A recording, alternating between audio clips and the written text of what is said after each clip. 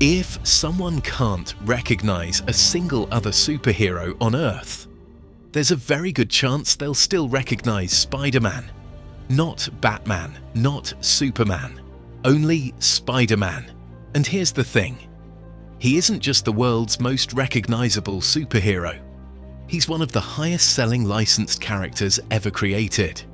Every single year, over $1 billion worth of Spider-Man costumes, toys, clothing, backpacks, and video games sold worldwide.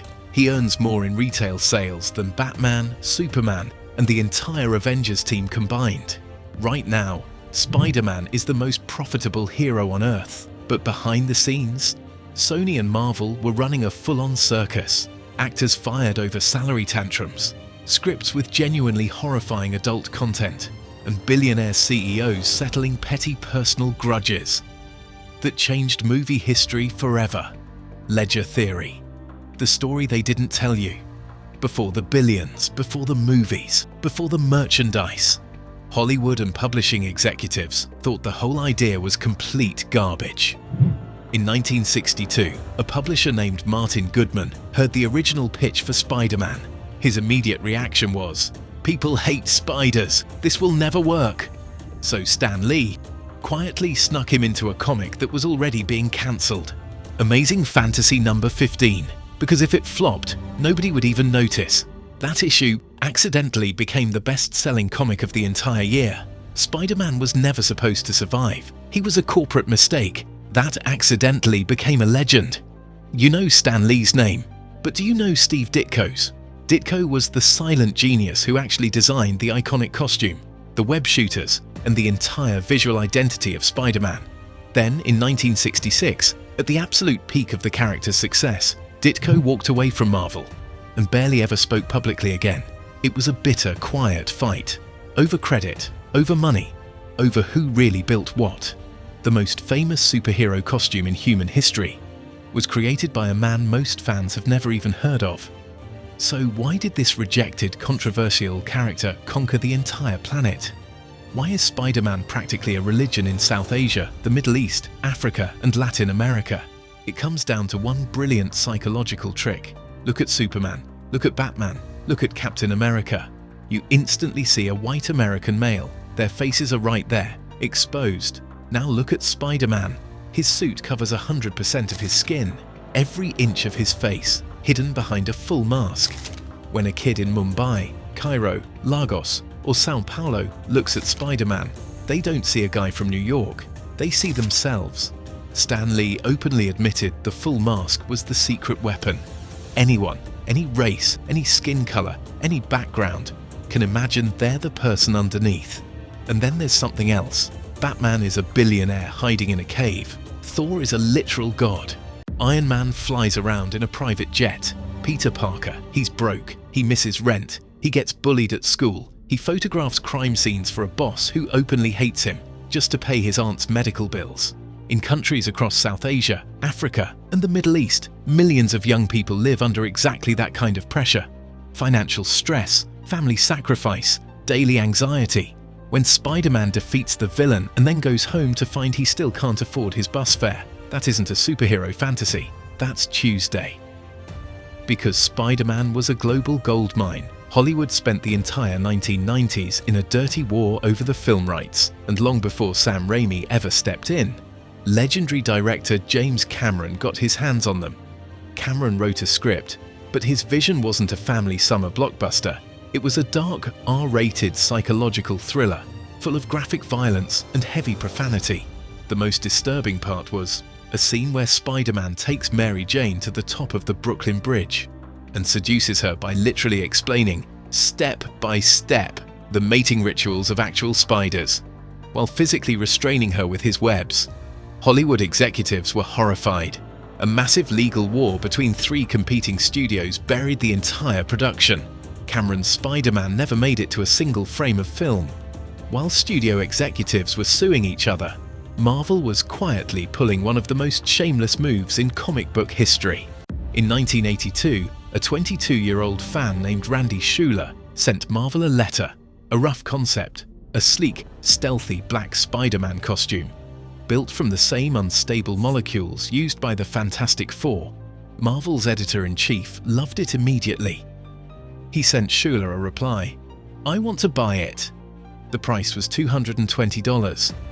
That black suit concept evolved into an alien symbiote, which created Venom, which spawned a multi-billion-dollar spin-off franchise. Randy Schuler got $220 and a polite thank you note. By 2002, Spider-Man finally hit the big screen, and it earned over $800 million worldwide. Tobey Maguire was suddenly one of the most famous actors on the planet, and he knew it. Before production started on Spider-Man 2, Tobey's team arrived at Sony with a massive pay demand, and then his agent complicated things further, claiming a serious back injury that could affect his ability to do stunts. Sony didn't negotiate. They immediately approached Jake Gyllenhaal to take over the suit. Gyllenhaal was fitted. Preparations started. Tobey, suddenly very aware his career was walking out the door, sent his doctors to the studio, issued an apology, and accepted a revised deal just to get his job back. Ironically, Gyllenhaal had to wait 15 more years to join the franchise, eventually showing up as the villain Mysterio. Tobey got the message and fell in line. Andrew Garfield was not so diplomatic.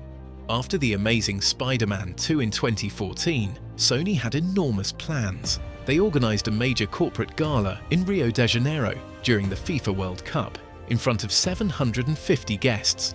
Sony's global CEO, Kaz Hirai, was flying in personally. The plan was to announce The Amazing Spider-Man 3, with Garfield standing on stage right beside him. But when the night arrived, Garfield, who just landed in Rio, exhausted and unwell, decided to skip the dinner entirely. One internal Sony email from that night read, "Here we are, about 1 hour away from our gala event, and Andrew decides he doesn't want to attend. He has a rather scruffy beard, and he just wants to be left alone." Hirai's prepared announcement speech was quietly pulled. The franchise was cancelled within months. The Amazing Spider-Man 3 erased from existence, all because he didn't come down for dinner. With Garfield gone, Marvel and Sony struck a new deal to bring Tom Holland's Spider-Man into the Avengers. It was a golden era. Disney pushed for a new deal that would give them a much larger cut of the profits. Sony refused and pulled Spider-Man out of the MCU entirely. Fans went into complete meltdown. Behind the scenes, Tom Holland, 23 years old at the time, sent Disney CEO Bob Iger a personal email, not asking for anything, just thanking him for changing his life. Iger replied and asked if Tom would be free for a call. Tom told him, "Whenever, Bob." 2 days later, Tom was at their local pub, 3 pints in, hadn't eaten much, when an unknown number lit up his phone. It was Iger. He cried on the call, just told Iger how much the role meant to him, and Iger said, "There is a world in which we can make this work." Within days, negotiations between the studios reopened. Spider-Man: No Way Home went on to make $1.9 billion. It only happened because a drunk kid in a British pub started crying down the phone to one of the most powerful men in Hollywood. Now, one last thing, and this one changes how you'll watch the films forever. In The Amazing Spider-Man 2, Peter Parker tries to save Gwen Stacy as she falls inside a clock tower. He shoots his web, catches her, but the sudden force snaps her neck. As she falls, the massive clock hands behind her spin wildly and then slam to a stop. They stop at 121. That is a direct reference to The Amazing Spider-Man. Issue 121, the 1973 comic titled The Night Gwen Stacy Died, the exact comic this scene is based on. The filmmakers hid the issue number inside the clock, frame by frame, in the background of one of the most emotional scenes in superhero movie history. Most people have watched that scene a dozen times and never once looked at the clock. Spider-Man was never built like a typical corporate product. He was an unwanted pitch that broke sales records. Designed by an artist who was erased from history, a concept stolen from a fan for $220, he survived an R-rated nightmare script that almost made him unwatchable, was nearly replaced twice, and was held together, at the very end, by a drunk 23-year-old crying in a British pub. He isn't the world's greatest hero because he can climb walls. He's the world's greatest hero because beneath the mask, he's just an ordinary person trying to survive a world that keeps trying to break him.